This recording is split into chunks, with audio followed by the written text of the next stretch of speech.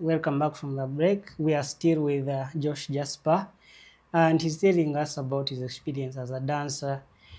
We left off Josh telling us how he prepares as a dancer for a production. Now we want to go deeper. Josh, how do you prepare for a dance production?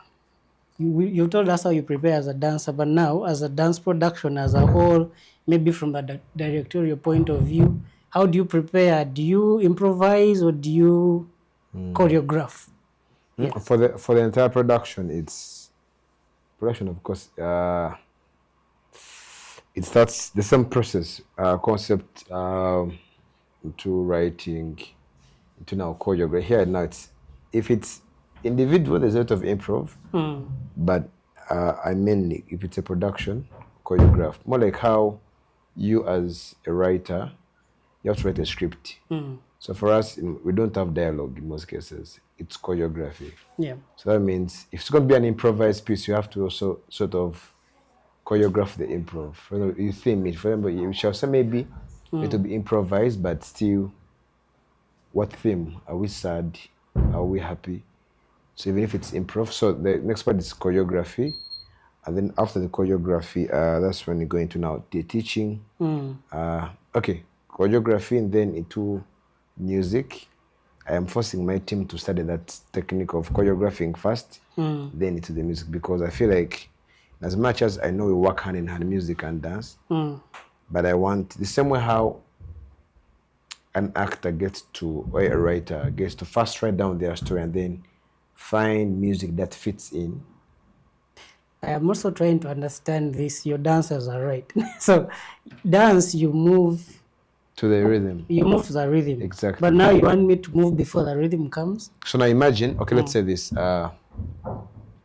Imagine you want to, of course, this is just, let me say this is my school of finding. It's not what everyone does.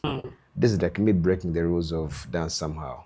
Yeah, you know the rules and then you break them. Exactly. So imagine how a musician, a songwriter, gets a concept and then gets to write and then go and produce it. Okay. Yeah. In most cases, if I first get the song before I choreograph, it means the song is going to inspire me to move. It's going to dictate your movements. It's going to dictate me. If the Yes, song is about yes, happiness, yes. I will choreograph according to his what to the his song is mind. saying. So whatever he saw is what I'm going to work with. Makes sense now. So if I want to be an independent creator and artist, I feel like I also want to first create, and then I can go to studio and tell them, you know what, I need this beat. My choreography is sad, so I need a sad beat. I need something that's sad, and then that can Makes sense. Especially for production work. But if it's commercial purposes, for example, an artist has called me to work with them, I can't tell you, don't give me music. Of course, there music comes follow first. what they're saying. But if it's my production, I'm working towards a big thing. I want to first bring out of me, like, what do I want to communicate? So if I want to choreograph maybe war, out of me, like what move, because dance is movement, it's modern movement. It's not, some people think dance is what is on YouTube, what has been put there. So because I'm a contemporary dancer, I want to do, but then there's a level you get to as an artist and you feel like you want to create your own thing. Yes. So that's where I've arrived, and I feel like now I want to bring first what I feel. So that's why for me, choreography comes first. After choreography, then I can now go into getting what music is there. Or let me go to the studio, sit with the producer, tell them the same way how I have my lyrics, but then give me something like this, and then someone, no, that fits for me. So the same way, that's how dancers should act. Otherwise, we shall stay secondary to the music forever.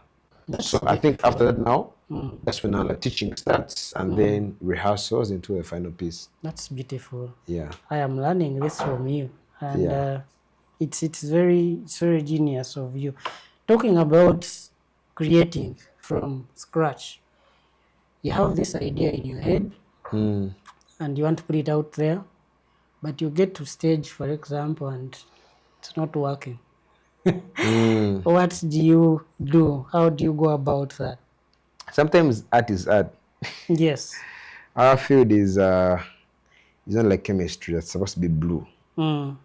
Yes, litmus paper Litmus blue. paper, That's yeah. when you know it's a Yeah. line or a But symbol. then also there's a place where you feel like you want something, like I want this to come out like this. I've been there many times, especially with the productions, like I want this to come out like this. And as I'm writing down, in most cases where it gets close for me is when you have a team. And Yes. because you're working with a team, you need to work as a team. Yes. It's bad to tell someone, come on board, I have this idea and support me. Yes. You bring a director on board, but then it's like your director, you're directing him. So in most cases, some of our creative minds become better or get lost the more we involve other people. Mind and reality sometimes, but of course there's a place where you achieve your mind. Yes, yes, yes, yes. But to the days when it fails, sometimes I've learned to, in the flexible. recent production, I think I had those moments of like, man, I didn't want that, but it is what it is. The costume designer says, no, if you watch the Levite this year, we had a skating scene. Yes. So my idea of that skating scene, it was an angelic sort of, so my idea was I didn't want the skates to be seen on stage. I wanted them to have like a whole round Like sort of gown washed, thing. They just see people floating on stage. But then reality is the they will skate fall. will not move. Exactly. Or like there's a chance of like the cloth going on too, and then they'll fall or they'll step on each other. Of course, there's a place I think there was provision of how we could go big in budget and like have actually that costume. But with that, so reality was, I mean, I want this, but my budget is able to afford this.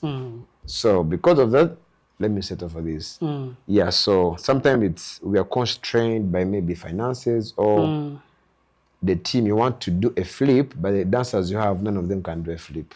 Exactly. So like, yeah. That brings me to a question of you transferring your idea to other people, or you telling the people you work with what you have in mind. I know that you are an instructor, you're a teacher beyond performance on stage. Tell us about your experience in that field. What do you do as an instructor, and STEM dealing with how you have something in mind and how you're communicating it to the person you want to learn? There is a technique I learned. There's some short course. It was a certificate. It was a collaboration of University of Kisubi and New York University. And I learned something about how those guys choreograph. They use an element called dance agency. Okay. So dance agency is the ability of like, I think I worked on the piece, I think Casalina also had that thing. Choreographer called Casalina. She also had that idea of like, I want to choreograph, but I want to empower my student to play, Also have something to have something, or to like, there are choreographers who choreograph by sitting and they choreograph a whole piece. They will not come and dance, but they'll tell you, give me 4 turns, I need you to go high, carry someone, and then before it's a full song.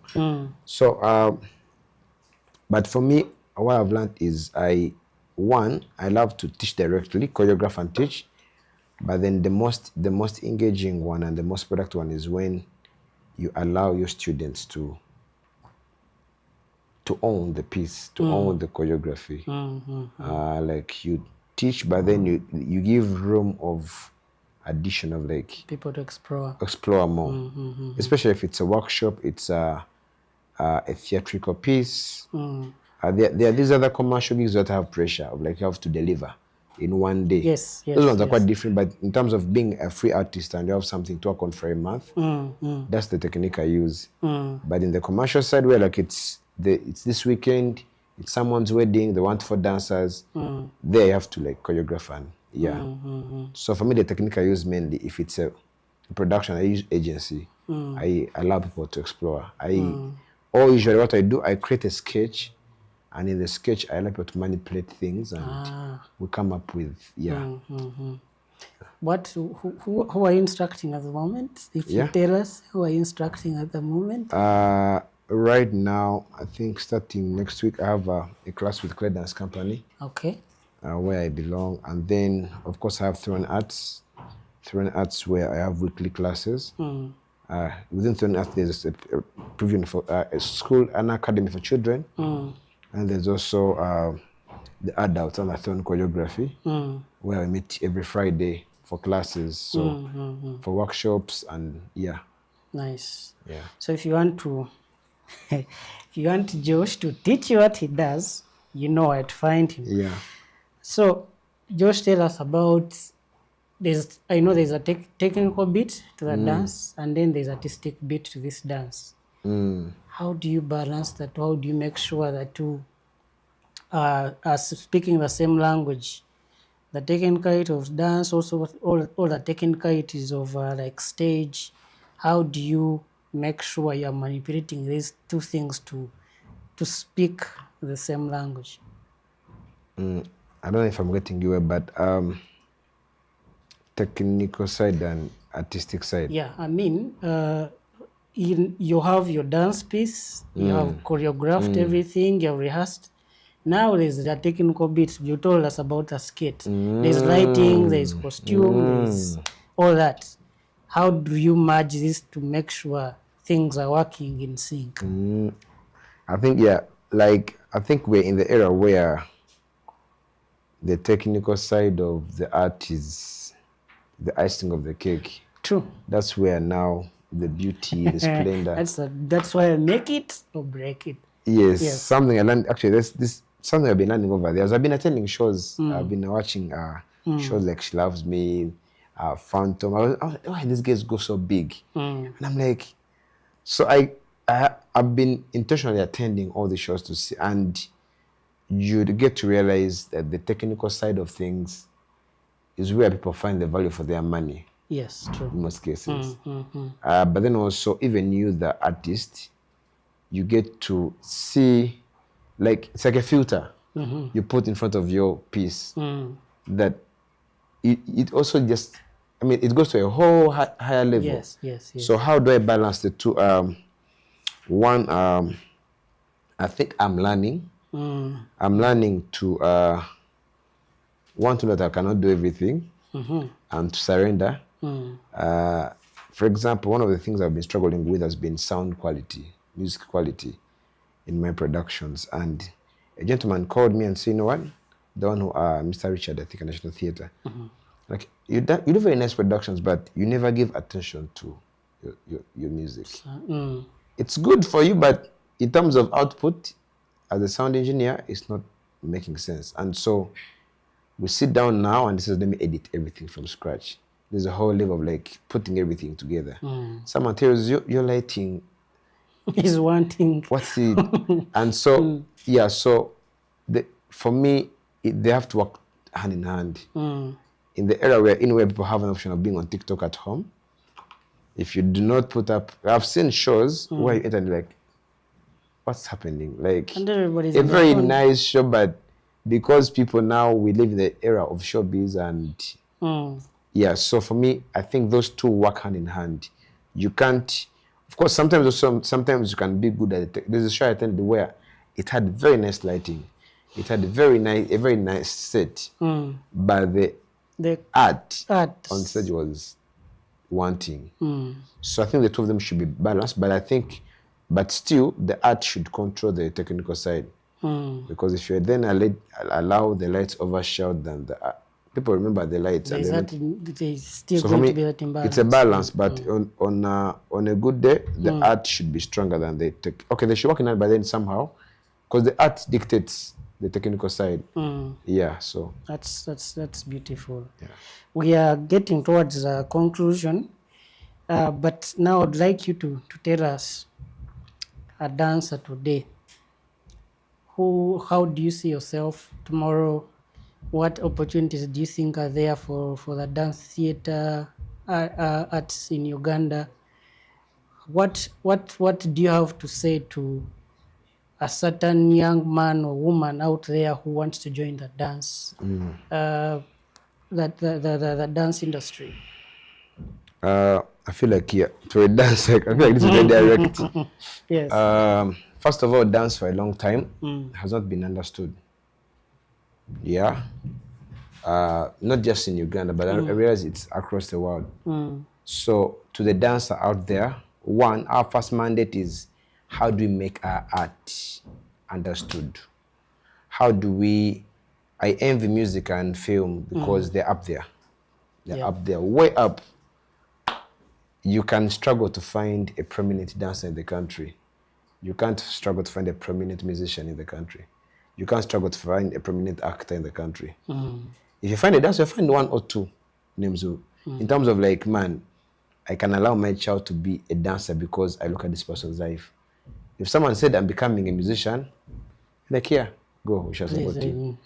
If they tell someone I'm becoming a dancer, their parents look like, yeah. So to the dancer, I think one, let's first understand what dance is. After understanding it, let's now go back to helping the people understand it. What you're saying with your dance. Yes. Our biggest problem as dancers, we dance for the dancers. That's an interesting one. We are lost in our circles. We are still, I don't know, like, it's weird how keeping it indoors. We are just, like, I want to do a show and a fellow dancer will have to come and tell me, you did so well because you somersaulted. Our affirmations and jubilations and celebrations come from being able to do what another dancer can't do. A random artist down in the ghetto is hitting the whole country with just a funny track. You know why? Because they have learned what the people want, they understand. I mean, they put up a song about, maybe, let me say, about love. Everyone understands love. And then I think for us, we meet, actually dancers, we meet almost every day for rehearsals. But like, we are comfortable to come back. I learned a head spin, for example, power breaking. I know how to spin on my head, I can do this, I can do my piano.